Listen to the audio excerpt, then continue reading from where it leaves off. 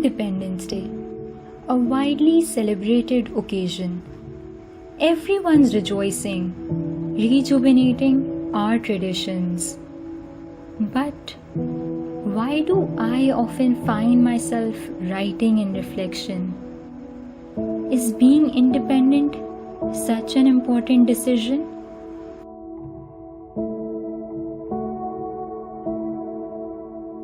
A day when the world underwent another division.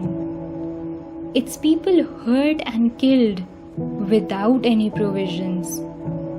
Was it to fulfill some radical political leader's vision?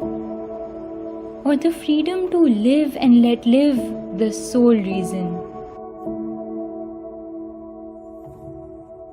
Before partition, using one's autonomy was a violation, and norm was to disregard cultures and belief systems, creating a divide by highlighting religious oppression is a story found in textbooks and shown on television. Our mind coerced to see the benefits of partition, that lives lost were sacrifices and worth glorification. Political activists and reformers had a pure motivation, and to follow the legacy of our ancestors, an obligation. In childhood, I saw this ideology in great domination. As years passed, I found solace in evolving definitions. History is biased, undergoing significant manipulation. There is little reality in the known, is a new realization.